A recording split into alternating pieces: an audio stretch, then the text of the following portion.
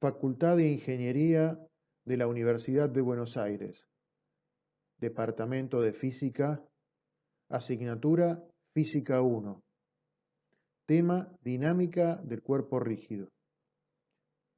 En esta asignatura estudiaremos la dinámica de los cuerpos rígidos de alta simetría, que se puede resumir en la dinámica en el movimiento plano del cuerpo rígido.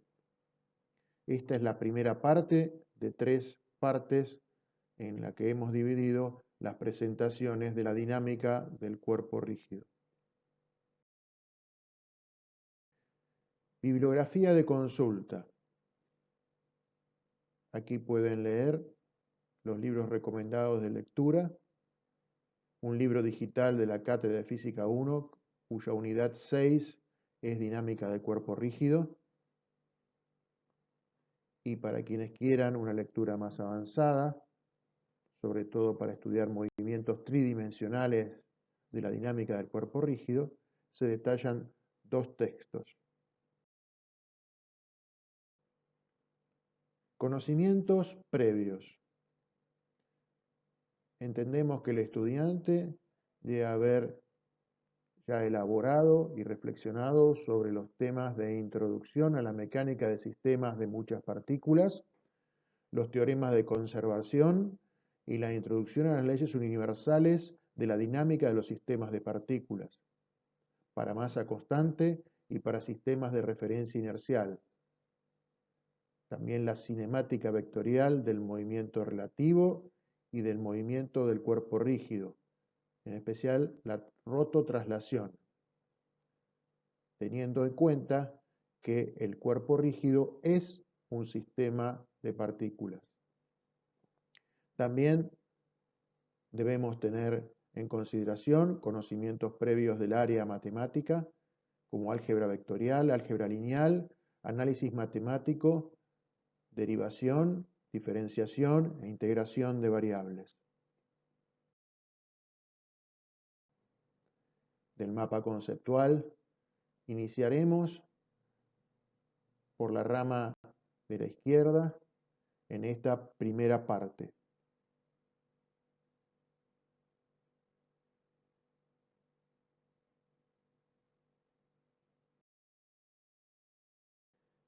Cuerpo rígido continuo es un sistema de partículas que cumple con la condición de rigidez y además hay una distribución de masa que es continua. Esto desde el punto de vista macroscópico. ¿Sí? Pensamos que hay una cierta densidad y que hay cierto elemento que se puede estudiar, cierto elemento de volumen, con la densidad correspondiente me dará un elemento de masa. La condición de rigidez es la que estudiamos en cinemática del cuerpo rígido.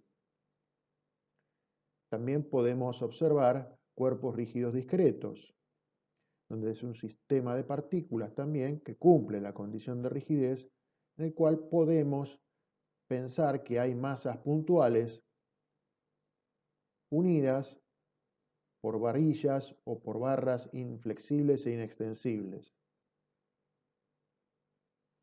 Estas ideas de cuerpos rígidos discretos pueden ser de mucha utilidad en cálculo avanzado cuando se proponga discretizar sistemas continuos para poder aplicar elementos de cálculos y cálculos numéricos.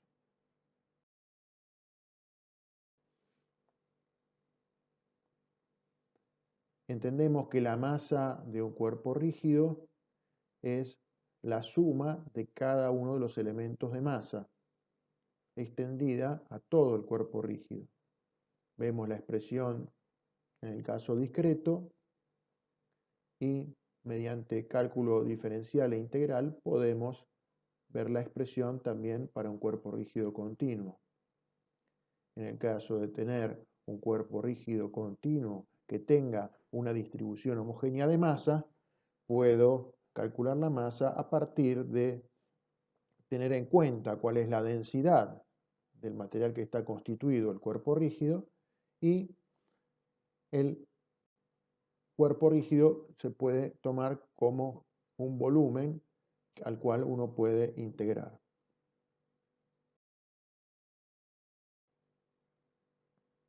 Un elemento importante para destacar en cualquier sistema de partículas y particularmente en el cuerpo rígido es el centro de masa. Entonces, el cálculo del centro de masa del cuerpo rígido, tal como se vio en la parte de cinemática, tiene entidad a partir de si está discreto el cuerpo rígido con una sumatoria y si el cuerpo rígido es continuo con una integral. En las expresiones que tenemos a la vista hemos interpretado que un sistema cartesiano puede ser útil para poder calcular las coordenadas una por una de la posición de ese centro de masa del cuerpo rígido.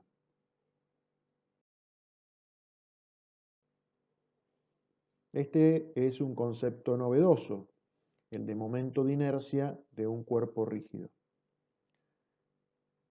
El momento de inercia de un cuerpo rígido me dará idea o nos dará idea de cómo está distribuida geométricamente la masa de un cuerpo rígido. Y será uno de los elementos de gran ayuda para toda la dinámica de la rotación del cuerpo rígido. ¿Sí? Para nosotros, esta idea de momento de inercia será una variable escalar que es un número real siempre positivo, con las respectivas unidades. La frase que escribimos en la diapositiva de tensor momento de inercia no debe asustarnos. Eso es solamente si uno decide avanzar en el estudio, pero no lo vamos a tener en cuenta en forma obligatoria, o sea, como contenidos mínimos de la asignatura Física 1. La simplificación que aceptaremos de que el cuerpo rígido tiene un momento de inercia que es un número, nos va a permitir calcular la dinámica de los cuerpos rígidos referidos a ejes de simetría del cuerpo, que sean pasantes por el centro de masa o que sean paralelos a esos ejes que pasan por el centro de masa. Nuestros cuerpos con alta simetría serán cilindros, esferas, varillas, aros. Por ejemplo, un cuerpo rígido en forma de tejo o de chapa o de tabla, lo consideraremos como que es un cuerpo rígido que puede expresarse en un plano, en donde dos dimensiones prevalecen sobre la tercera dimensión, que es prácticamente despreciable.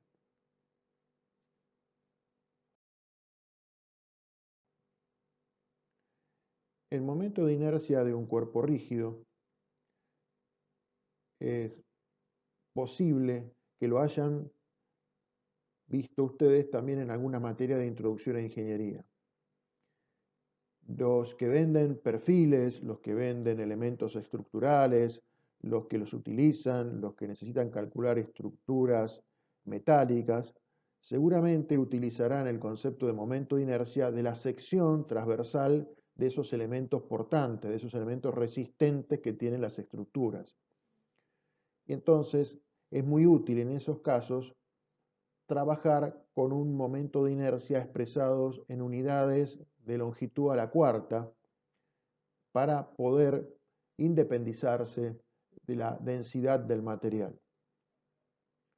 Nosotros aquí en Física 1 tendremos en cuenta la masa de cada cuerpo rígido y no nos vamos a independizar de la densidad de los materiales. Por lo tanto, los mismos conceptos para nosotros serán tomados con unidades que tienen que ver con la masa y con la longitud al cuadrado. En unidades internacionales, por ejemplo, podrá expresarse un momento de inercia de un cuerpo rígido en unidades tales como kilogramo por metro cuadrado.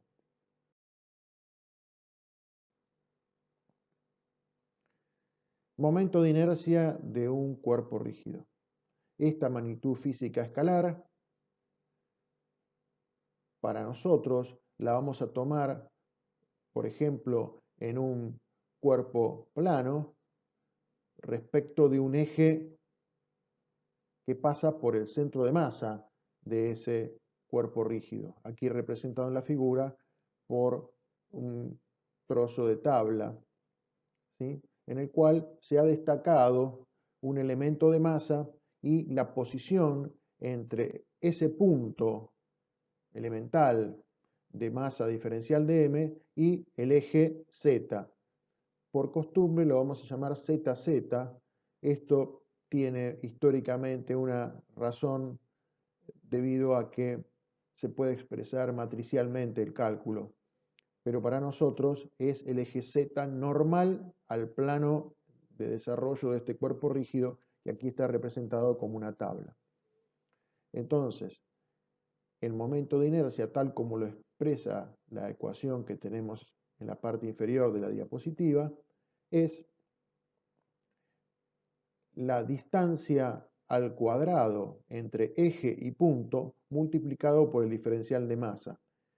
Y todo eso lo sumaremos punto a punto, y en este caso, al ser un continuo, será la integral del producto de la distancia al cuadrado por el diferencial de masa, tomada esa distancia entre el eje y el punto considerado.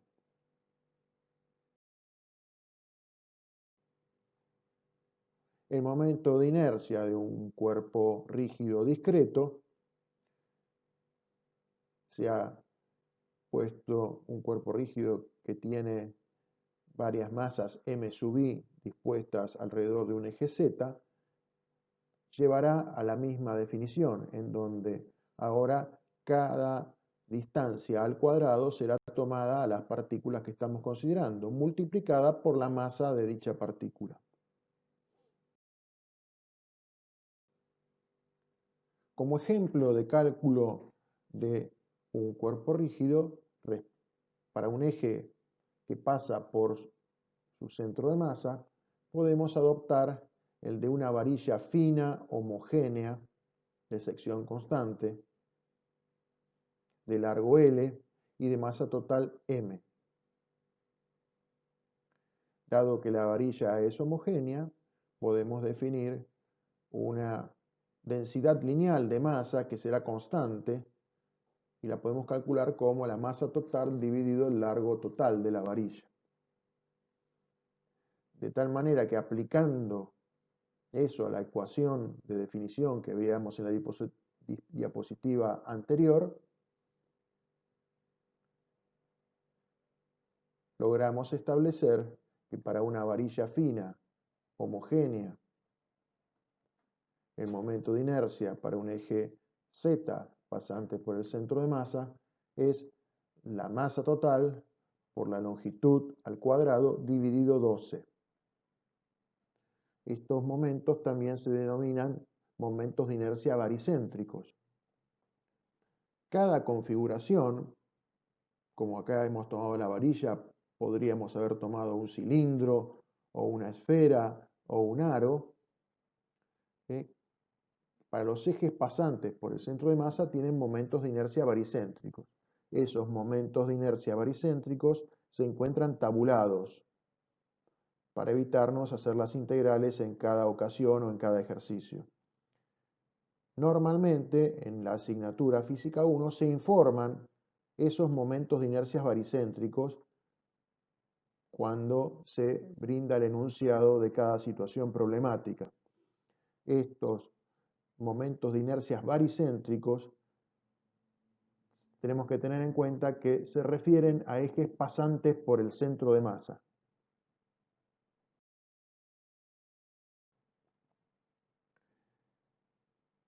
¿Qué hacer cuando el eje no pasa por el centro de masa, pero el eje es paralelo a un eje pasante por el centro de masa?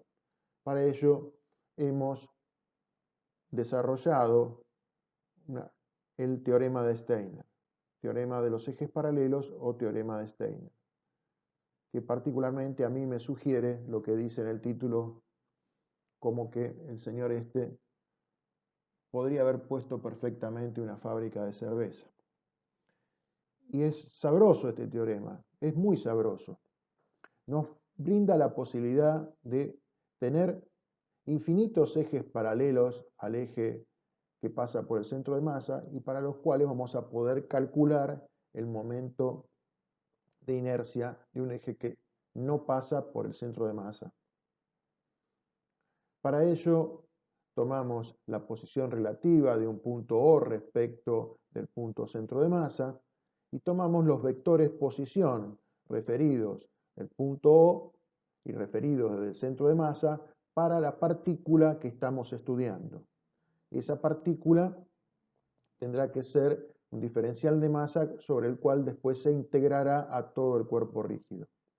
Entonces, trabajando con esas distancias al cuadrado de esos vectores posición respecto de O y respecto del centro de masa, vemos en el desarrollo que se presentan esa norma al cuadrado con tres términos, de los cuales hay un término que se anula. ¿Por qué se anula ese término? Porque ese término entraría en la definición de la posición del centro de masa del cuerpo rígido. Como esa posición estaba referida a ese mismo centro de masa, entonces, en el cálculo de la posición del centro de masa referido al propio centro de masa, ese término se debe anular. Como conclusión, entonces, y tesis del teorema de Steiner, aparece que el momento de inercia para un eje que no pase por el centro de masa, pero que es paralelo a un eje pasante por el centro de masa, ese momento de inercia es igual al momento de inercia para el eje que pasa por el centro de masa, al cual hay que sumarle la masa total del cuerpo rígido por la distancia al cuadrado que hay entre las paralelas, o sea, entre Z' y Z, que son los ejes paralelos considerados.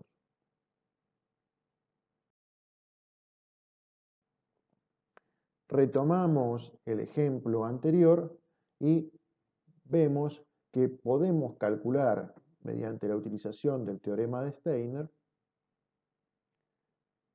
el momento de inercia de la varilla ahora para uno de sus extremos, como que el eje Z' pasa por uno de los extremos de la varilla. Supuesto conocido el momento de inercia respecto de un eje baricéntrico, respecto de un eje pasante por el centro de masa, entonces operamos con el teorema de Steiner y llegamos a la conclusión de que el momento de inercia es la masa por la longitud de la varilla al cuadrado dividido 3. Esto es consecuencia de que el mismo teorema de Steiner nos da como propiedad del momento de inercia que el momento de inercia para un eje paralelo a un eje pasante por el centro de masa siempre tiene que ser mayor que el momento de inercia respecto del eje pasante por el centro de masa. Por lo tanto, vemos que aquí ha aumentado 4 veces. Es el caso particular de esta varilla. En otros cuerpos rígidos sucederá lo mismo. Siempre habrá un aumento del momento de inercia para ejes que no pasen por el centro de masa respecto del momento de inercia calculado para un eje que sí pasa por el centro de masa. Otro ejemplo que podemos expresar y que nos da una propiedad muy interesante de los momentos de inercia es que debido a que el momento de inercia es una integral extendida a toda la masa del cuerpo rígido, uno puede utilizar una propiedad aditiva separando en subconjuntos de la masa del cuerpo rígido y después superponiendo los momentos de inercia de cada una de esas partes. Esto se puede hacer siempre y cuando la referencia o el eje que se haya considerado para calcular cada uno de los momentos de inercia de las partes sea el mismo que va a tener el cuerpo una vez que está superpuesto o que está armado. Damos aquí un ejemplo de una llanta con rayos, similar a lo que sería el logo de la Mercedes-Benz. ¿Sí? Suponiendo que la masa de la llanta tiene masa 1 y que cada uno de los rayos tiene masa 2 y el radio de la llanta es R. Entonces, vamos a tomar el momento de inercia del cuerpo este total, el cuerpo que tiene forma de logo de Mercedes-Benz, respecto del centro de masa indicado en la figura. Para eso, los ejes no van a estar con el momento de inercia sobre el centro de masa, sino sobre uno de los extremos. Entonces hemos adoptado el cálculo anterior de la varilla para dicho fin. Mientras que el aro, la llanta, es así, va a tener su eje de referencia donde pusimos el centro de masa de la figura ya armada. Entonces hacemos la suma de todos los elementos para lograr la superposición y el resultado final, y como consecuencia nos dará que el momento de inercia tiene la forma de la suma de las masas multiplicada por el radio al cuadrado. En este caso particular, y cada cuerpo armado tendrá su forma particular de resolución.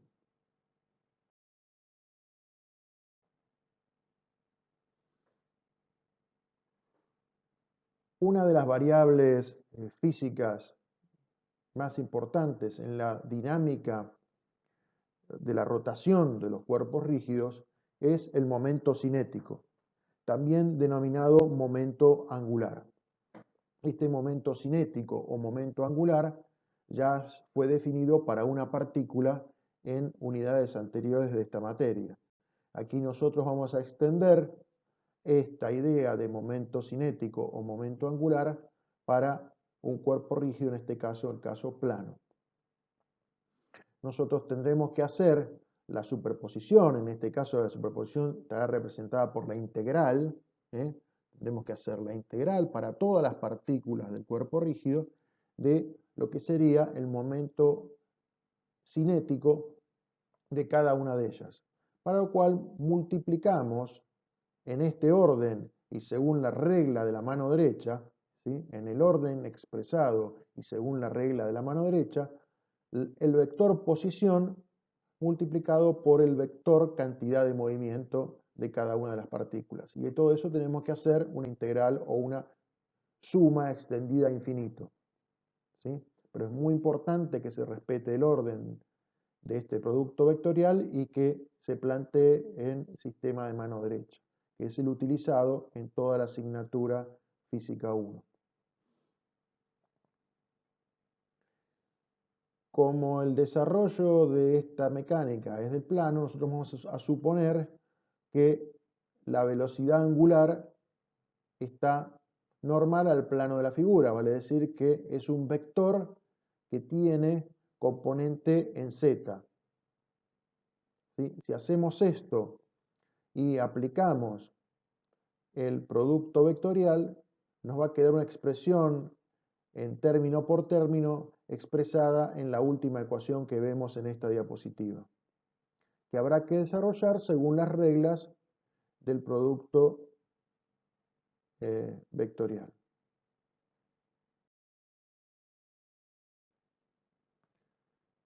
Cabe recordar, como se veía en la diapositiva anterior, que el momento cinético lo estamos calculando respecto del centro de masa y tiene una analogía con respecto a lo que se podría haber visto en sistemas de partículas. Sobre todo, en este caso queda incluida dentro de la integral la parte de que este es un sistema de partículas continuo. Si hubiera sido un sistema de partículas discreto, se parece mucho más al cálculo que hacíamos en sistemas de partículas. Como vemos, esto va a ir derivando, tratar de simplificar la situación y lograr una expresión en donde podemos extraer del cálculo de la integral a la variable velocidad angular, pues la velocidad angular, como se vio en cinemática del cuerpo rígido, es una única velocidad angular para todo el cuerpo rígido. Entonces nos queda la integral que habíamos aprendido en el momento de inercia. Como en este caso la referencia está en el centro de masa, vemos que es el momento de inercia respecto del centro de masa. Entonces el momento angular o el momento cinético quedará expresado, como indica la última ecuación, en función de el número que estamos considerando nosotros en esta asignatura que hemos denominado momento de inercia respecto del eje ZZ. Es de destacar que no siempre va a ocurrir que los vectores momento angular o momento cinético y el vector velocidad angular sean paralelos, como indicaría esta última ecuación. Pero para la asignatura Física 1, salvo algún ejemplo que justifica, digamos, la comprensión de que esto no siempre va a ser así, para todos los demás ejemplos que tiene Física 1, este movimiento plano, sobre todo, los vectores momento cinético y vector velocidad angular son paralelos. Y esto sucede siempre que el eje Z sea un eje baricéntrico de simetría o paralelo a un eje de simetría.